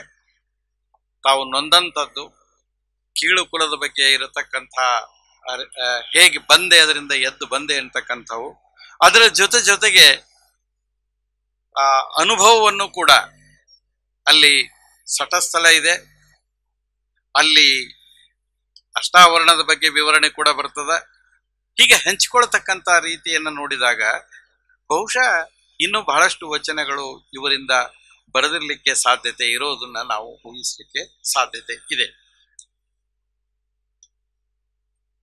ಅವರಿಗೆ ಎಲ್ಲರೂ ಸಾಕಾರ ದೇವರನ್ನ ಗುಡಿಯಲ್ಲಿ ಹೋಗಿ ಗುಡಿಯಲ್ಲಿ ಪ್ರವೇಶ ಮಾಡಬೇಕು, ದೇವರನ್ನ ಕಣ್ಣಾರೆ ನೋಡಬೇಕು, ನೋಡಿ ಕೈ ಮುಟ್ಟಿ ಆ ದೇವರನ್ನ ಆರಾಧನೆ ಮಾಡಬೇಕು ಅನ್ನುವ ಹಂಬಲ ಆರಂಭಿಕ ಹಂತದಲ್ಲಿ ಬಹಳ ಇದೆ ಅವರಿಗೆ. ನಮಗಿಲ್ಲದ್ದು ಕೇವಲ ಆ ಮೇಲಿನ ವರ್ಗದವರು ಮಾತ್ರ ಇದೆ, ನಮಗೆ ಒಳಗಡೆನೆ ಪ್ರವೇಶ ಇಲ್ಲಲ್ಲ ಅನ್ನುವ ಆ ಒಂದು ನೋವು ಅವ್ರಿಗಿದೆ. ಅದನ್ನ ಒಂದು ವಚನದಲ್ಲಿ ಹೇಳ್ತಾರೆ. ಎನ್ನ ಕಷ್ಟ ಕುಲದಲ್ಲಿ ಹುಟ್ಟಿಸಿದೆಯಯ್ಯ ಎಲೆ ಲಿಂಗ ತಂದೆಯೇ, ಎನ್ನ ಕಷ್ಟ ಕುಲದಲ್ಲಿ ಹುಟ್ಟಿಸಿದೆಯಯ್ಯ ಎಲೆ ಲಿಂಗ ತಂದೆ, ಕೆಟ್ಟೆನಯ್ಯ ನಿಮ್ಮ ಮುಟ್ಟಿಯೂ ಮುಟ್ಟದಿಹನೆಂದು, ಎನ್ನ ಕೈ ಮುಟ್ಟದಿರ್ದಡೆ ಮನ ಮುಟ್ಟಲಾಗದೆ ಅಭಿನವ ಮಲ್ಲಿಕಾರ್ಜುನ. ಸ್ಪಷ್ಟವಾಗಿ ಹೇಳ್ತಾರೆ. ಎಲೆ ಲಿಂಗ ತಂದೆಯೇ, ಇಷ್ಟಲಿಂಗಕ್ಕನೇ ಹೇಳ್ತಾರೆ, ನನ್ನನ್ನು ನೀನು ಈ ಕುಲದಾಗ ಯಾಕಪ್ಪ ಹುಟ್ಟಿಸಿದೆ? ನೀ ಈ ಕುಲದಲ್ಲಿ ಹುಟ್ಟಿಸಿದ್ರಿಂದ ನಾನು ಕೆಟ್ಟು ಹೋಗಿದ್ದೇನೆ. ಸಾಮಾಜಿಕವಾಗಿ ಧಾರ್ಮಿಕವಾಗಿ ಯಾವ ಸ್ಥಾನಮಾನಗಳು ನನಗೆ ಸಿಗಲಿಲ್ಲ, ವಂಚಿತನಾಗಿದ್ದೇನೆ, ನಿಕೃಷ್ಟನಾಗಿದ್ದೇನೆ. ನಿನ್ನನ್ನು ಕೈಯಿಂದ ಮುಟ್ಟಿ ಪೂಜಿಸಲಿಕ್ಕೆ ಸಾಧ್ಯವೇ ಆಗ್ತಾ ಇಲ್ಲ. ಹೊರಗಡೆ ಮನದಿಂದ ಮುಟ್ಟಿ ಪೂಜಿಸಲಿಕ್ಕೆ ಸಾಧ್ಯವಾಗ್ತಾ ಇದ್ರೂ ಕೂಡ ತಳಮಳ ಇದೆಯಲ್ಲ, ಮನಸ್ಸಿನ ಗೊಂದಲ ಇದೆಯಲ್ಲ, ಆ ಗೊಂದಲದಿಂದ ಏಕಾಗ್ರ ಚಿತ್ತನಾಗಿ ಅದನ್ನು ಮಾಡ್ಲಿಕ್ಕೆ ಆಗ್ತಾ ಇಲ್ಲ. ತುಂಬಾ ಹತ್ತಿರದಲ್ಲಿ ನೀನು ಕಾಣಿಸ್ತಿ, ಆದ್ರೆ ಬಹಿರಂಗದಲ್ಲಿ ನೋಡಿದರೆ ಬಹಳ ದೂರಾಗಿ. ಹೀಗಾಗಿ ನನಗೆ ನಿನ್ನನ್ನು ಪೂಜಿಸ್ಲಿಕ್ಕೆ ಆಗ್ತಾ ಇಲ್ಲ, ನನಗೆ ದಾರಿ ತೋರು ಅಂತ ಬೇಡ್ಕೊಳ್ತಾನೆ. ಒಂದು ಕಡೆಗೆ ಕೀಳು ಕುಲದವ ಎಂಬ ನಿಂದನೆಯ ಒಂದು ಭೂತ ಕಾಡ್ತದ, ಇನ್ನೊಂದು ಕಡೆಗೆ ಲಿಂಗಧಾರಣೆಯಾಗಿ ಶರಣ ಧರ್ಮವನ್ನ ಅನುಸರಿಸಿದಾಗ ತನ್ನ ಪೂರ್ವಾಶ್ರಮದ ಕೀಳು ಕುಲವನ್ನ ಕಳೆದುಕೊಂಡ ಭಾವವೂ ಕೂಡ ಅವರಲ್ಲಿದೆ. ಆದ್ರೆ ಅವರ ತೀವ್ರವಾದ ಹಂಬಲ ಬಯಕೆ ಏನು ಅಂದ್ರೆ ಕೀಳು ಕುಲವ ಈ ಗುಡಿ ಗುಂಡಾರಗಳಲ್ಲಿ ಅಥವಾ ಸ್ಥಾವರ ಲಿಂಗವನ್ನ ನೋಡಬೇಕು, ಧ್ಯಾನಿಸಬೇಕು, ಮುಟ್ಟಿ ಪೂಜಿಸಬೇಕು ಅನ್ನುವ ಒಂದು ಹಂಬಲ ಎದ್ದು ಕಾಣೋದನ್ನು ನೋಡಬಹುದು. ಆದರೆ ಅಲ್ಲಿಗೆ ಹೋಗಲಾರದ ನೋವು ಸಂಕಟ ಆರಂಭದ ಆ ದಿನಗಳಲ್ಲಿ ಅವರು ಅನುಭವಿಸುವುದನ್ನ ಇಲ್ಲಿ ನೋಡ್ಲಿಕ್ಕೆ ಸಾಧ್ಯತೆ ಇದೆ. ಇನ್ನೊಂದು ವಚನ, ಎನ್ನ ಕಷ್ಟ ಕಾಲದಲ್ಲಿ ಹುಟ್ಟಿದೆನೆಂಬ ಕರ್ಮವ ಕಳೆದು, ಎನ್ನ ಕಷ್ಟ ಕುಲದಲ್ಲಿ ಹುಟ್ಟಿದೆನೆಂಬ ಕರ್ಮವ ಕಳೆದು, ಮುಟ್ಟಿ ಪಾವನವ ಮಾಡಿ ಕೊಟ್ಟನಯ್ಯ ಎನ್ನ ಕರಸ್ಥಲಕ್ಕೆ ಲಿಂಗವ. ಆ ಲಿಂಗ ಬಂದು ಸೋಂಕಲೊಡನೆ ಎನ್ನ ಸರ್ವಾಂಗದ ಅವಲೋಹ ಅಳಿಯಿತ್ತಯ್ಯ. ಯಾವಾಗ ಇಷ್ಟಲಿಂಗ ಇವರ ಕೈಗೆ ಬಂತೋ ಅದನ್ನ ನೆನ್ಪಿಟ್ಟು ಅವರು ಹೇಳ್ಕೊಳ್ತಾರೆ. ಯಾಕಂದ್ರೆ ದೋಹಾರ ಅನ್ನುವ ಕೀಳು ಕುಲದಲ್ಲಿ ಜನಿಸಿರ್ತಕ್ಕಂಥ ತನ್ನನ್ನ ಬಸವಣ್ಣನವರು ಕಂಡ ತಕ್ಷಣ ಬಹಳ ಪ್ರೀತಿಯಿಂದ ನನ್ನನ್ನ ಅಪ್ಪಿಕೊಂಡು ಬೊಪ್ಪ ಅಂತ ಕರೆದು ಎದೆಗೆ ಅವಿಚಿಕೊಂಡ್ರಲ್ಲ, ಇದು ಬಹುದೊಡ್ಡ ಬದಲಾವಣೆ ನನ್ನಲ್ಲಿ ಆಯ್ತು ಅನ್ನೋದನ್ನ. ಯಾಕಂದ್ರೆ ಡೋಹರನನ್ನ ಮಾತನಾಡಿಸಲಿಕ್ಕೂ ಕೂಡ ಹೇಸುವ ಜನ ಉಚ್ಚ ಕುಲದ ಬಸವಣ್ಣನವರು ಎದೆಗೆ ಅವುಚಿಕೊಂಡು ಬೊಪ್ಪ ಅಂತ ಪ್ರೀತಿಯಿಂದ ಕರೆದ್ರಲ್ಲ, ಆ ಕರೆದ ಕಾರಣದಿಂದಾಗಿ ಅಪ್ಪಿಕೊಂಡದ್ದರಿಂದಾಗಿ ಕೀಳು ಕುಲದ ಕರ್ಮ ಕಳೆದು ಹೋಯಿತು. ಅದು ನನ್ನನ್ನ ಪಾವನವನ್ನಾಗಿ ಮಾಡಿತು. ನನ್ನ ಸರ್ವಾಂಗಕ್ಕೂ ಅಂಟಿಕೊಂಡಿದ್ದ ಕೀಳುತನ ಹೊಲೆತನಗಳೆಲ್ಲವೂ ಆ ಇಷ್ಟಲಿಂಗವನ್ನ ಧರಿಸಿದ ಕಾರಣದಿಂದ ಮಾಯವಾದುವು ಅಂತ ಹೇಳ್ತಾರೆ. ಆ ಲಿಂಗ ಬಂದು ಸೋಂಕಲೊಡನೆ ಎನ್ನ ಸರ್ವಾಂಗದ ಅವಲೋಹ ಅಳಿಯುತ್ತಯ್ಯ. ಈ ಕೀಳುತನ ಹೊಲೆತನ ಅಂತ ಏನಿತ್ತೋ ಸರ್ವಾಂಗದಲ್ಲಿ ವ್ಯಾಪಿಸಿತ್ತೋ ಅದು ದೂರ ಆಯಿತು. ಅಷ್ಟೇ ಅಲ್ಲ, ಅಂತರಂಗ ಬಹಿರಂಗಗಳು ಶುದ್ಧವಾದವು. ನಾನು ಕುಲಹೀನತೆಯಿಂದ ಬಳಲ್ತಿದ್ದೆ, ಬಸವಣ್ಣನವರ ಕೃಪೆಯಿಂದ ಕುಲಜರಾಗಿ ಬಿಟ್ಟೆ, ಶ್ರೇಷ್ಠ ಕುಲದವನಾಗಿ ಬಿಟ್ಟೆ. ಹೀಗೆ ಅಪ್ಪ ಬಸವಣ್ಣನ ಇಷ್ಟಲಿಂಗ ದೀಕ್ಷೆಯಿಂದ ಪವಿತ್ರಗೊಂಡಂತಹ ನನ್ನ ಶರೀರ ಏನಾಯ್ತು ಅಂದ್ರೆ, ಎನ್ನ ತನುವಿನಲ್ಲಿ ಗುರುವ ನೆಲೆಗೊಳಿಸಿದ, ಎನ್ನ ಶರೀರದಲ್ಲಿ ಗುರುವನ್ನು ನೆಲೆಗೊಳಿಸಿದ, ಮನದಲ್ಲಿ ಜಂಗಮ ನೆಲೆಗೊಳಿಸಿದ, ಅರುಹಿನಲ್ಲಿ ಪ್ರಸಾದವ ನೆಲೆಗೊಳಿಸಿದ, ಇಂತಿ ತ್ರಿವಿಧ ಸ್ಥಾನವ ಮಾಡಿ, ಸ್ಥೂಲ ಸೂಕ್ಷ್ಮ ಕಾರಣ ಶರೀರ, ಇಂತಿ ತ್ರಿವಿಧ ಸ್ಥಾನವ ಶುದ್ಧ ಮಾಡಿ. ಯಾರು ಮಾಡಿದವರು? ಬಸವಣ್ಣನವರು. ಚತುರ್ವಿಧ ಸಾರಾಯ ಸ್ಥಳವ ಸಂಬಂಧವ ಮಾಡಿದ ಸಂಗನ ಬಸವಣ್ಣನ ಕರುಣದಿಂದ ಪ್ರಭುದೇವರ ಶ್ರೀಪಾದವ ಕಂಡು ಬದುಕಿದನು ಕಾಣ ಅಭಿನವ ಮಲ್ಲಿಕಾರ್ಜುನ. ಇದೆಲ್ಲ ನಾನು ಹೇಳಿದ ಎಲ್ಲ ಮಾಡಿದವರು ಯಾರು ಅಂತಂದ್ರೆ ಸಂಗನ ಬಸವಣ್ಣನ ಕರುಣದಿಂದ ಇದೆಲ್ಲವೂ ಸಾಧ್ಯವಾಯಿತು. ತನುವಿನಲ್ಲಿ ಗುರು, ಮನದಲ್ಲಿ ಜಂಗಮ, ಅರುಹಿನಲ್ಲಿ ಪ್ರಸಾದ ಮತ್ತು ಸ್ಥೂಲ ಸೂಕ್ಷ್ಮ ಕಾರಣ ಶರೀರಗಳು ಪರಿಶುದ್ಧಗೊಂಡವು. ಅಂತರಂಗ ಬಹಿರಂಗ ಶುದ್ಧಿ ಆಯಿತು. ಅಷ್ಟೇ ಅಲ್ಲ, ಚತುರ್ವಿಧ ಸಾರಾಯ ಸ್ಥಳವ ಸಂಬಂಧವನ್ನು ಕೂಡ ಮಾಡಿ ತೋರಿಸಿದ ಯಾರು? ಅಪ್ಪ ಬಸವಣ್ಣ. ಆ ಚತುರ್ವಿಧ ಸಾರಾಯದಲ್ಲಿ ನಮ್ಮ ಅಷ್ಟಾವರಣಗಳಲ್ಲಿ ಬರ್ತಕ್ಕಂಥ ಗುರು, ಲಿಂಗ, ಜಂಗಮ, ಆ ಪ್ರಸಾದಗಳು ಏನಿದಾವ ಮೊದಲ 4 ಇವು ಲಿಂಗಾಯತ ಧರ್ಮದ ಶರಣ ಧರ್ಮದ ಸಾರಗಳು. ಗುರುವಿಗೆ ತನುವನ್ನ, ಲಿಂಗಕ್ಕೆ ಮನವನ್ನ, ಜಂಗಮಕ್ಕೆ ಧನವನ್ನ ವಿನಿಯೋಗಿಸ್ತಾ ಕಾಯಕದಿಂದ ಬಂದುದೆಲ್ಲವನ್ನೂ ಈ ಮೂವರಿಗೂ ಅರ್ಪಿಸಿ ಅದನ್ನ ಪ್ರಸಾದವನ್ನಾಗಿ ಮಾಡಿಕೊಳ್ಳುವುದು. ಪ್ರಸಾದವಾದದ್ದು ಮುಂದೆ ದಾಸೋಹವಾಗಬೇಕು. ಆ ದಾಸೋಹವಾದ ಮೇಲೆ ತಾನೂ ತೃಪ್ತನಾಗೋದು, ಸಮಾಜ ಕೂಡ ತೃಪ್ತಿ ಹೊಂದಬೇಕು.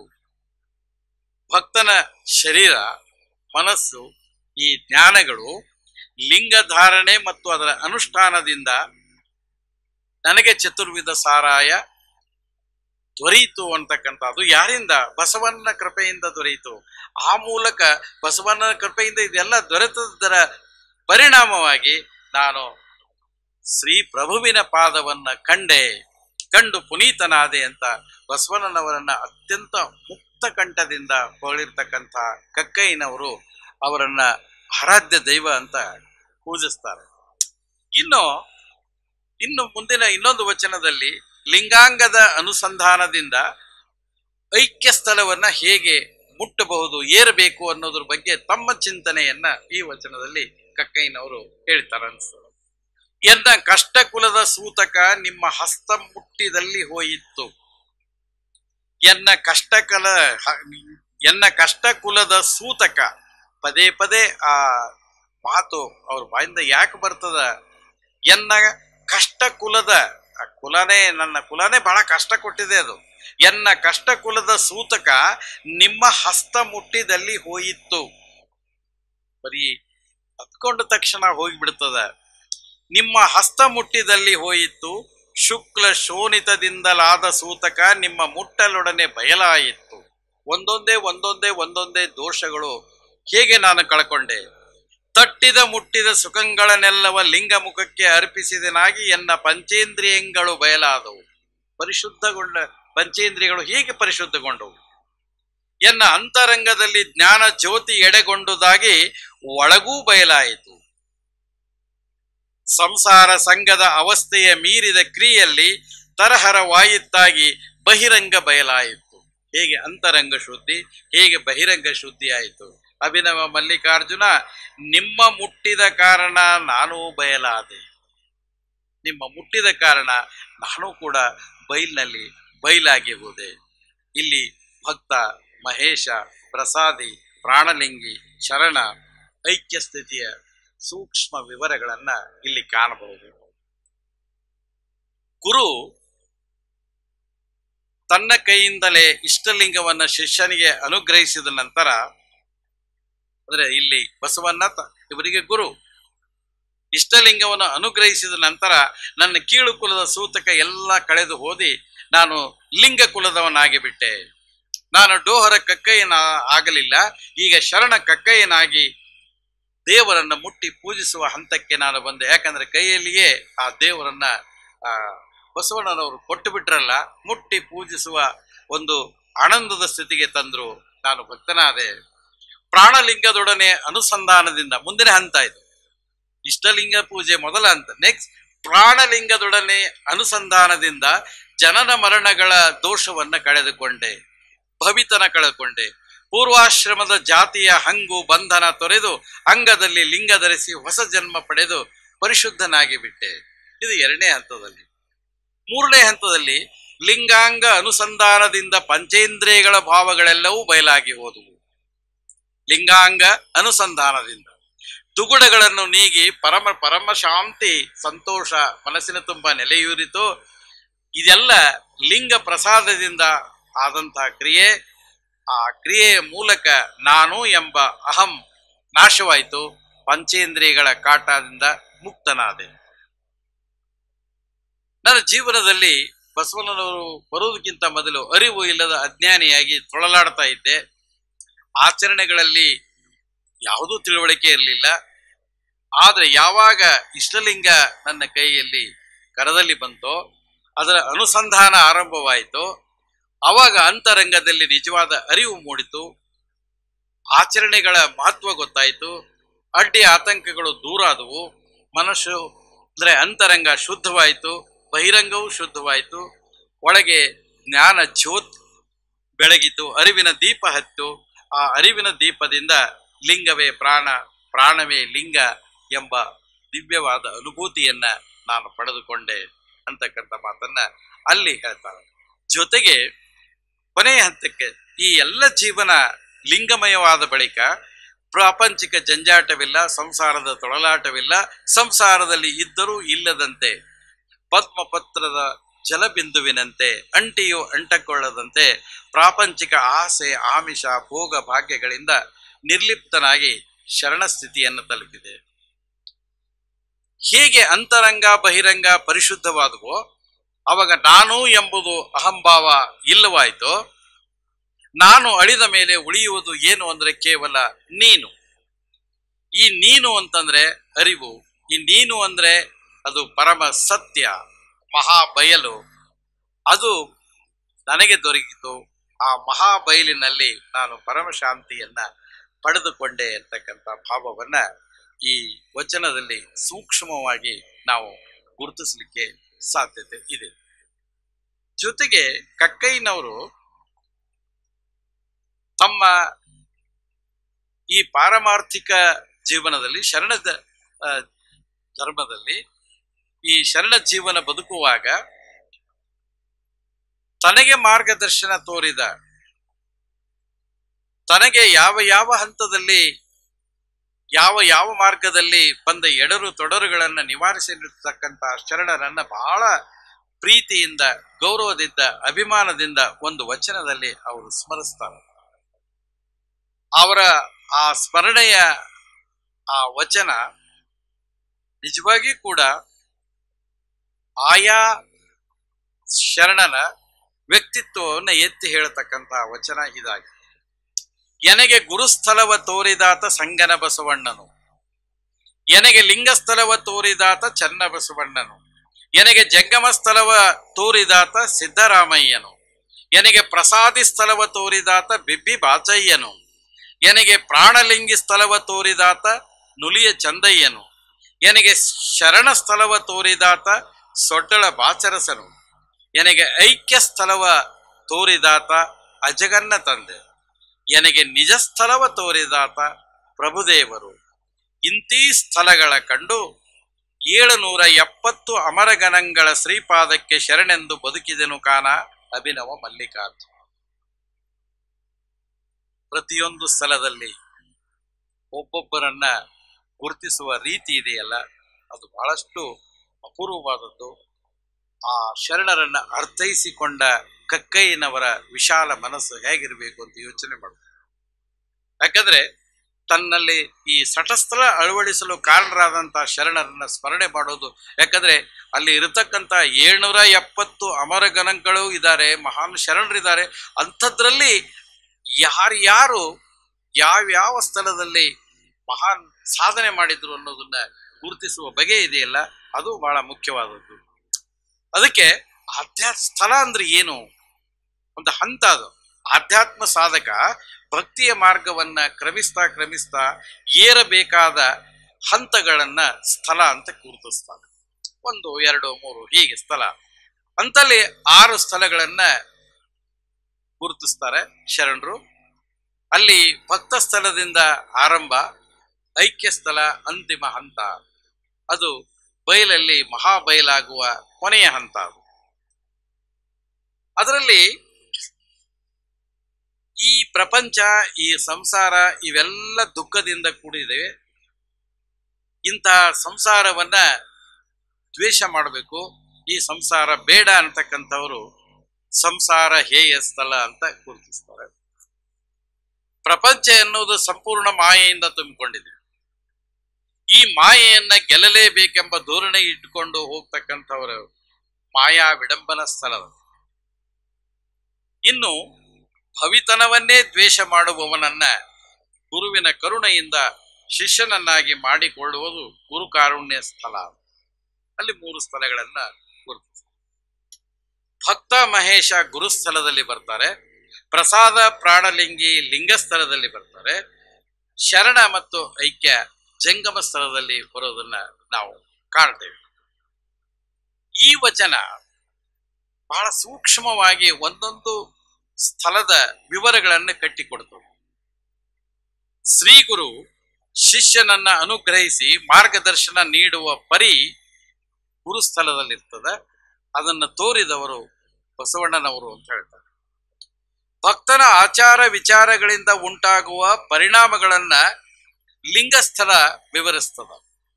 ಇದರಲ್ಲಿ ಆಚಾರಲಿಂಗ, ಗುರುಲಿಂಗ, ಶಿವಲಿಂಗ, ಜಂಗಮಲಿಂಗ, ಪ್ರಸಾದಲಿಂಗ, ಮಹಾಲಿಂಗ ಹೀಗೆ ವಿವಿಧ ಬಗೆಗಳನ್ನು ಗುರುತಿಸ್ತಾರೆ. ಇಂತಹ ಲಿಂಗ ಸ್ಥಳವನ್ನ ನನಗೆ ತೋರಿದವರು ಚನ್ನಬಸವಣ್ಣ. ಇನ್ನು ಜಂಗಮ ಸ್ಥಳ, ಪ್ರಾಣದಲ್ಲಿ ಜಂಗಮ ಸಂಬಂಧವನ್ನು ಮಾಡಿಕೊಂಡು ಜಂಗಮ ಭಕ್ತಿಯಿಂದ ಮಾಡುವಂತಹದ್ದು. ಪ್ರಾಣದಲ್ಲಿ ಜಂಗಮ ಸಂಬಂಧವನ್ನು ಮಾಡಿಕೊಂಡು ಜಂಗಮ ಭಕ್ತಿಯನ್ನು ಮಾಡತಕ್ಕಂಥ ಈ ರೀತಿಯನ್ನು ನನಗೆ ತೋರಿದವರು ಶಿವಯೋಗಿ ಸಿದ್ದರಾಮೇಶ್ವರರು. ಮಾಹೇಶ್ವರನು ಮಾಯಾರಹಿತನಾಗಿ ಅವಧಾನ ಮಾರ್ಗವನ್ನು ಅನುಸರಿಸಿ ಪ್ರಸಾದಿಯಾಗುವ ಸ್ಥಳವೇ ಪ್ರಸಾದಿ ಸ್ಥಳ. ಪ್ರತಿಯೊಂದು ವಸ್ತುವನ್ನು ಇಷ್ಟಲಿಂಗಕ್ಕೆ ಅರ್ಪಿಸಿ ಉಳಿದ ನಂತರ ಅದನ್ನು ಭಕ್ತಿಯಿಂದ ಪ್ರಸಾದ ರೂಪದಲ್ಲಿ ಸೇವಿಸುವುದು, ಇದನ್ನು ನನಗೆ ತೋರಿರತಕ್ಕಂಥವರು ಶರಣ ಬಿಬ್ಬಿ ಬಾಚಯ್ಯನವರು. ಮೋಹವನ್ನು ಸಂಪೂರ್ಣ ತ್ಯಜಿಸಿ ನಿರ್ಮೋಹಿಯಾಗಿ ತನ್ನ ಪ್ರಾಣವನ್ನೇ ಲಿಂಗವನ್ನಾಗಿಸಿಕೊಳ್ಳುವುದು, ಆ ಲಿಂಗದಲ್ಲಿಯೇ ತಾನಾಗಿ ಬಿಡುವುದು, ಇದನ್ನು ತೋರಿದವರು ನುಲಿಯ ಚಂದಯ್ಯನವರು. ನುಲಿಯ ಚಂದಯ್ಯನವರಲ್ಲಿ ಒಂದು ಪ್ರಸಂಗ ಬರ್ತದ, ಎಲ್ಲರಿಗೂ ಗೊತ್ತಿರತಕ್ಕಂಥದ್ದು. ಕಾಯಕದಲ್ಲಿ ನಿರತನಾದ ನುಲಿಯ ಚಂದಯ್ಯನವರು ಆ ಹುಲ್ಲನ್ನು ಕೊಯ್ತಕ್ಕಂಥ ಸಂದರ್ಭದಲ್ಲಿ ಆ ಕೊಳ್ಳಲ್ಲಿ ಕಟ್ಟಿಕೊಂಡ ಲಿಂಗಯ್ಯ ಜಾರಿ ಕೆಳಗಡೆ ಬೀಳ್ತಾನೆ. ಆದ್ರೆ ಕಾಯಕದಲ್ಲಿ ನಿರತನಾದಂಥ ಚಂದಯ್ಯನವರು ಆ ಲಿಂಗಯ್ಯನನ್ನ ಉಪೇಕ್ಷಿಸಿ ತನ್ನ ಕಾಯಕದಲ್ಲಿ ಸಂಪೂರ್ಣವಾಗಿ ತನ್ಮಯರಾಗಿರ್ತಾರೆ. ಕೊನೆಗೆ ಲಿಂಗಯ್ಯನೇ ಅವರನ್ನ ಬಂದು ಬೇಡಿಕೊಳ್ತಕ್ಕಂಥ ಒಂದು ಪ್ರಸಂಗ ನಡೀತದ. ಆದರೂ ಕೂಡ ನಾನು ಕಾಯಕದಲ್ಲಿದ್ದೇನೆ, ನಿನ್ನ ಹಂಗು ನನಗೆ ಬೇಡ ಅಂತಕ್ಕಂಥ ರೀತಿಯಲ್ಲಿ ಅದು ಮುಂದೆ ಮಡಿವಾಳ ಮಾಚಿದೇವರ ಹತ್ರ, ಮುಂದೆ ಅನುಭವ ಮಂಟಪದಲ್ಲಿ ಬಸವಣ್ಣ, ಚನ್ನಬಸವಣ್ಣ, ಅಲ್ಲಿ ಎಲ್ಲ ಚರ್ಚೆಯಾಗುವ ಒಂದು ಅಪರೂಪದ ಸಂಗತಿಯನ್ನ ನಾವು ನೋಡ್ತೇವೆ. ಒಟ್ಟಿನಲ್ಲಿ ಕಾಯಕದಲ್ಲಿ ನಿರತನಾದಾಗ ಗುರುವನ್ನು ಮರೆಯಬೇಕು, ಲಿಂಗವನ್ನ ಮರೆಯಬೇಕು, ಜಂಗಮದ ಹಂಗು ಹರಿಯಬೇಕು ಅನ್ನುವ ಆ ಮಾತಿಗೆ ನುಲಿಯ ಚಂದಯ್ಯನ ಈ ಪ್ರಸಂಗ ಸಾಕ್ಷ್ಯ ಆಗ್ತದೆ. ಅದಕ್ಕೆ ಪ್ರಾಣವನ್ನೇ ಲಿಂಗವಾರಿಸಿಕೊಂಡ ಮೇಲೆ ಈ ಇಷ್ಟಲಿಂಗ ಯಾಕೆ ಬೇಕು ಅಂತಕ್ಕಂಥ ರೀತಿಯಲ್ಲಿ ತೋರಿರ್ತಕ್ಕಂಥ ನುಲಿಯ ಚಂದಯ್ಯ ನನಗೆ ಆ ಸ್ಥಳವನ್ನ ತೋರಿಸಿಕೊಟ್ಟ. ಭಕ್ತನಾದವ ತಾನೇ ಸತಿಯ ಲಿಂಗವನ್ನ ಪತಿಯ ಭಾವದಿಂದ ನೋಡಬೇಕು. ಶರಣ ಸತಿ ಲಿಂಗಪತಿ ಭಾವ, ತನ್ನ ಸರ್ವಸ್ವವನ್ನು ಲಿಂಗಕ್ಕೆ ಅರ್ಪಿಸಬೇಕು. ಇದನ್ನು ತೋರಿಸಿಕೊಟ್ಟವರು ಸೊಡ್ಡಳ ಬಾಸಿದೇವರು. ಸೊಡ್ಡಳ ಬಾಸರಸರನ್ನ ಗುರುತಿಸ್ತಾರೆ. ಶರಣ ಸ್ಥಳದಲ್ಲಿ ನಿಂತವರು. ನಾವು ಎಷ್ಟೋ ಶರಣ ಸ್ಥಳದಲ್ಲಿ ಶರಣರನ್ನಂತ ಹೇಳ್ತೇವೆ, ಆದ್ರೆ ಕಕ್ಕೈರವರು ಗುರುತಿಸೋದು ಸೊಡ್ಡಳ ಬಾಸರಸರು ಮಾತ್ರ ನಿಜವಾದ ಶರಣ ಸ್ಥಳವನ್ನ ನನಗೆ ಬೋಧನೆ ಮಾಡಿದರು, ನನಗೆ ಮಾರ್ಗದರ್ಶನ ನೀಡಿದರು. ಭಕ್ತಿಯ ಮಾರ್ಗದಲ್ಲಿ ನಿರಂತರವಾಗಿ ನಡೆದು ತನ್ನನ್ನು ಮರೆತು ಮಹಾಲಿಂಗದಲ್ಲಿ ಒಂದಾಗುವ ರೀತಿಯನ್ನ ಕಲಿಸಿಕೊಟ್ಟವರು, ತೋರಿಸಿದವರು ಅಜಗಣ್ಣ ತಂದೆ. ಐಕ್ಯ ಸ್ಥಳಕ್ಕೆ ಅಜಗಣ್ಣನವರ ಹೆಸರನ್ನೇ ಹೆಚ್ಚು ಪ್ರಸ್ತಾಪ ವಚನಗಳಲ್ಲಿ ಬರ್ತದೆ. ಅಂತಹ ಅಜಗಣ್ಣನಿಂದ ನನಗೆ ಐಕ್ಯ ಸ್ಥಳವನ್ನ ಕಾಣುವಂತಾಯಿತು. ಕೊನೆ ಹಂತದಲ್ಲಿ ಇದೆಲ್ಲ ಮುಗಿದ ಮೇಲೆ ಶಿವಜ್ಞಾನವೆಂಬುದೇ ನಿಜ ಸ್ಥಳ. ಲಿಂಗಾನುಭವದ ಮೂಲಕ ಲಿಂಗಾಂಗ ಸಾಮರಸ್ಯದ ಅರಿವನ್ನು ಮಾಡಿಕೊಳ್ಳುವುದು, ಅದನ್ನು ತೋರಿಸಿಕೊಟ್ಟವರು ಯಾರು ಅಂತಂದ್ರೆ ಪ್ರಭುದೇವರು. ಈ 6 ಸ್ಥಳಕ್ಕೆ ಕಳಶಪ್ರಾಯವಾದಂಥದ್ದು.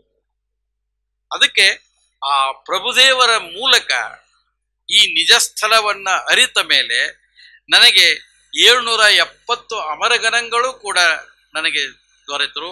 ಆ ಎಲ್ಲ ಅಮರಗಣಗಳ ಶ್ರೀಪಾದಕ್ಕೆ ನಾನು ಶರಣು ಶರಣು ಅಂತ ಹೇಳ್ತಕ್ಕಂಥ ಕಕ್ಕಯ್ಯನವರನ್ನ, ಅವರ ವಚನವನ್ನ ಇನ್ನು ನೋಡಿದಾಗ ಅವರು ಅನುಭಾವದಲ್ಲಿ ಎಷ್ಟೊಂದು ಮುನ್ನೆಲೆಗೆ ಬಂದಿದ್ರು, ಉನ್ನತ ಹಂತಕ್ಕೆ ಏರಿದ್ರು ಅನ್ನೋದು ಕೂಡ ಸ್ಪಷ್ಟವಾಗ್ತದೆ. ಇನ್ನು ದೇವರ ಕೃಪೆಗೆ ಬಹಳ ಮುಖ್ಯವಾಗಿ ಏನಾಗಬೇಕು ಅಂತ ಒಂದು ಹೇಳ್ತಾರೆ, 2 ವಚನಗಳಲ್ಲಿ ಬರ್ತದೆ. ದೇವರ ಕೃಪೆಗೆ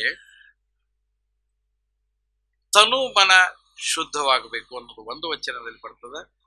ಇನ್ನೊಂದು ವಚನದಲ್ಲಿ ಮನವೇ ಎಲ್ಲದಕ್ಕೂ ಮುಖ್ಯ ಕಾರಣ ಅಂತ ಬರ್ತದೆ. ಆಸೆಯಾಮಿಷ ಒಳಿದು ಖುಷಿ ವಿಷಯಗಳೆಲ್ಲ ಹಿಂಗಿ ಸಂಶಯ ಸಂಬಂಧ ನಿಸ್ಸಂಬಂಧವಾಯಿತಯ್ಯ.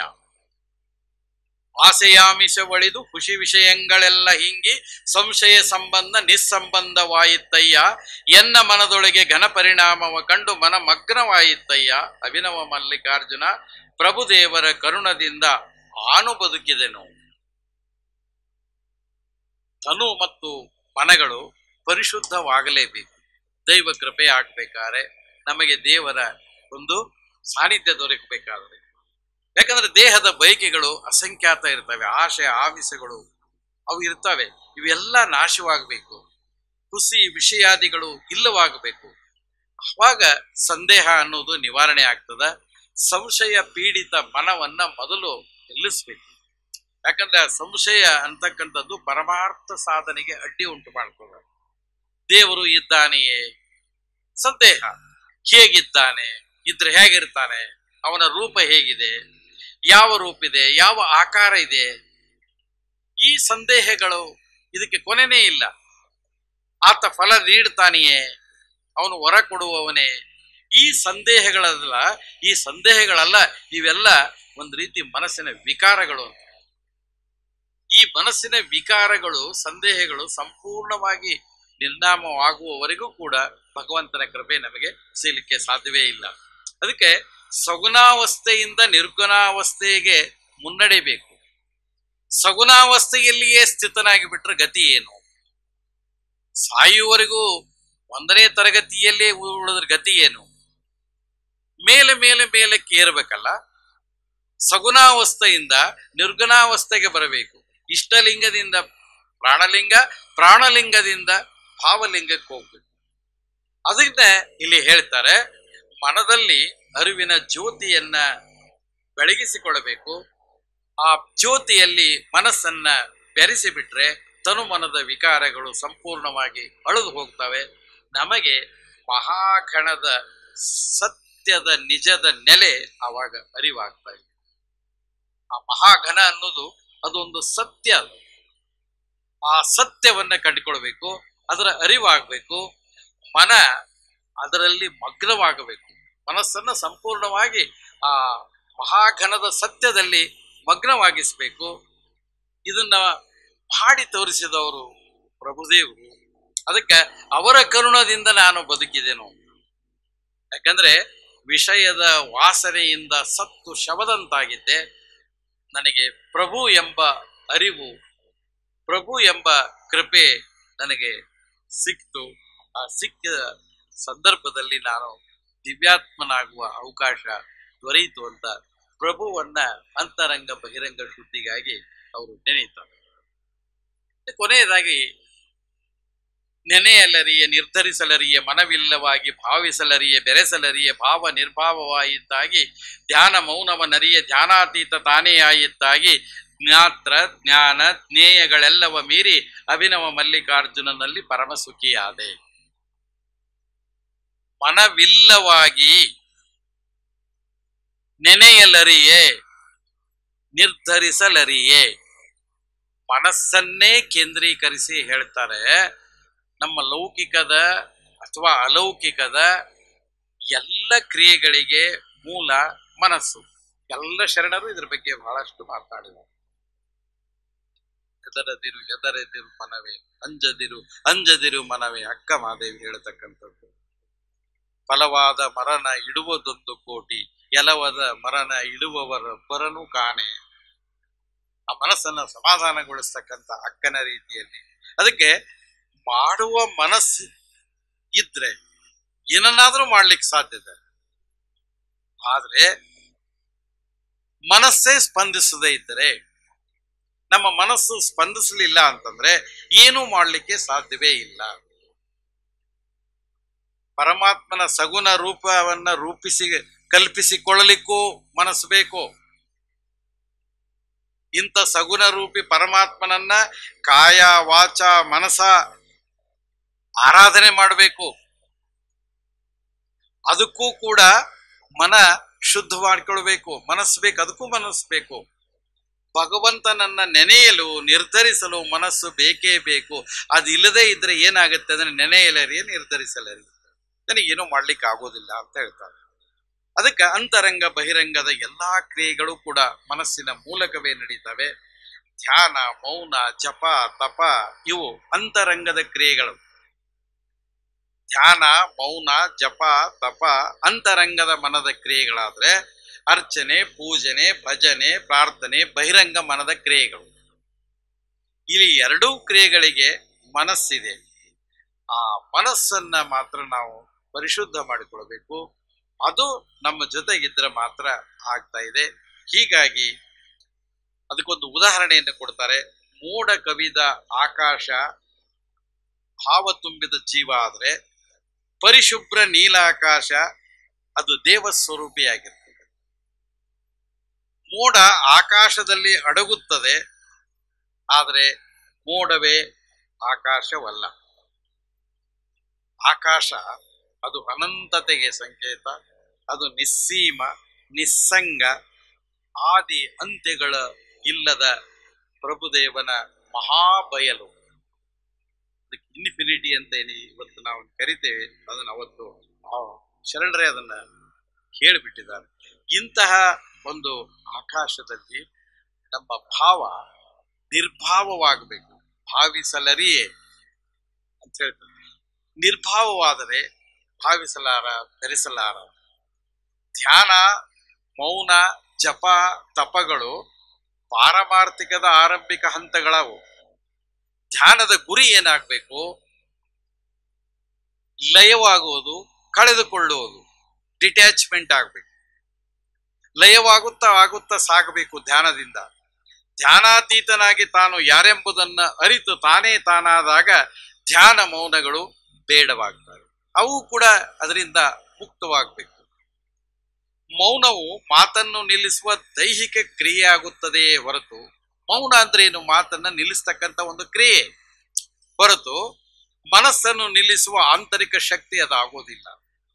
ಮೌನ ಮನಸ್ಸನ್ನ ನಿಲ್ಲಿಸೋದಿಲ್ಲ. ಮಾತು ನಿಂತಾಗ ಅಂತರಂಗದಲ್ಲಿ ಧ್ಯಾನಿಸಲಿಕ್ಕೆ ಶುರು ಮಾಡಿದಾಗ ಅಂತರಂಗದಲ್ಲಿ ಹೇಳ್ತಕ್ಕಂತಹ ಆ ಕ್ರಿಯೆಗಳು ಮಾತಿಗಿಂತ ಹೆಚ್ಚು ಭಯಂಕರವಾಗಿರ್ತವೆ. ಅದಕ್ಕೆ ಮೌನ ಹೊರಗಿನ ಮಾತನ್ನು ನಿಲ್ಲಿಸ್ತದ, ಆಂತರಿಕ ಆ ಮನವನ್ನ ನಿಲ್ಲಿಸುವ ಶಕ್ತಿ ಅದಕ್ಕಿಲ್ಲ.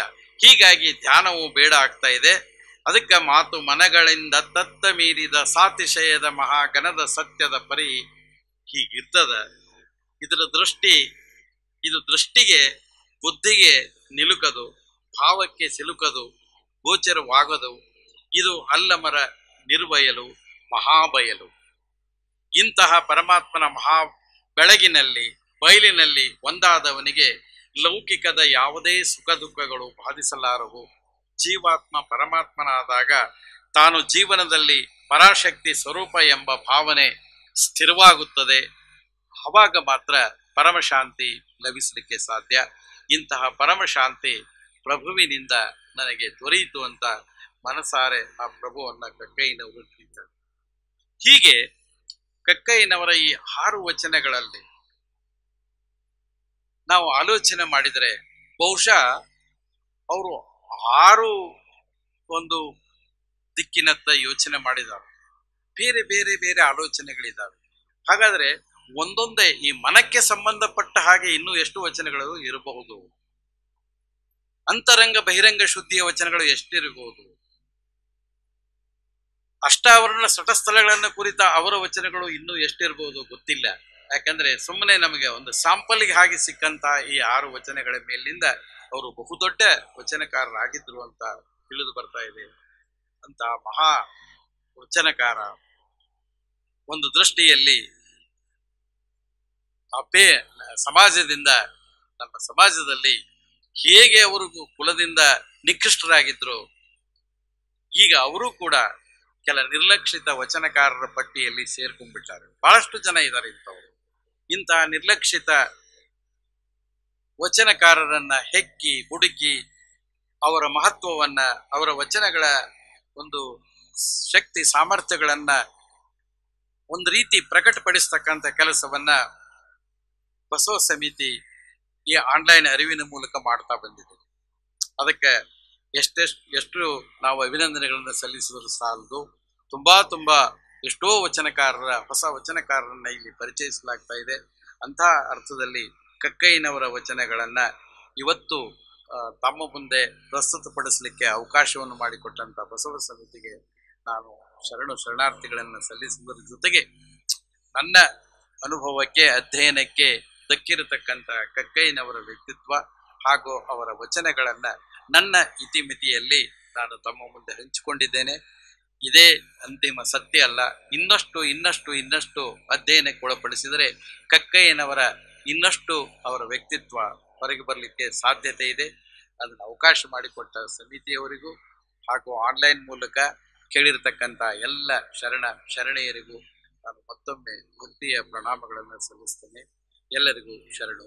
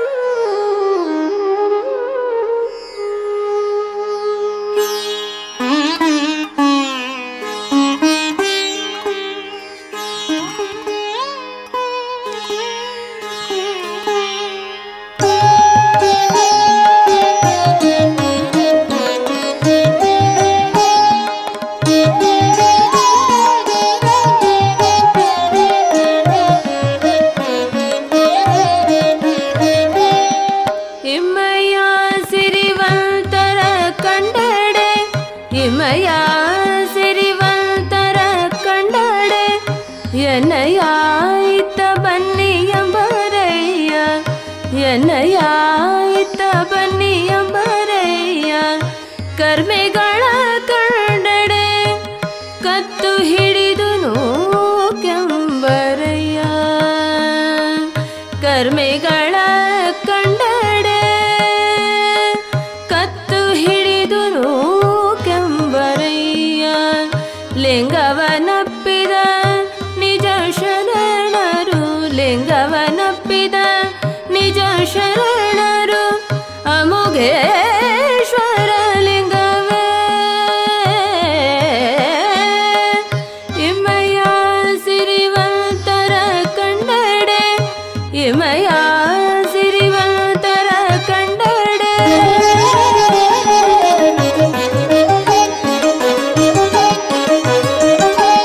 ಇಮಯ ಸಿರಿವಂತರ ಕಂಡಡೆ ಇಮಯ ಸಿರಿವಂತರ ಕಂಡಡೆ ಎನ್ನಯಾಯಿತ ಬನ್ನಿಯಂಬರಯ್ಯ ಎನ್ನಯಾಯಿತ ಬನ್ನಿಯಂಬರಯ್ಯ ಕರ್ಮೆಗಳ ಕಂಡಡೆ ಕತ್ತು ಹಿಡಿದು ಕೆಂಬರಯ್ಯ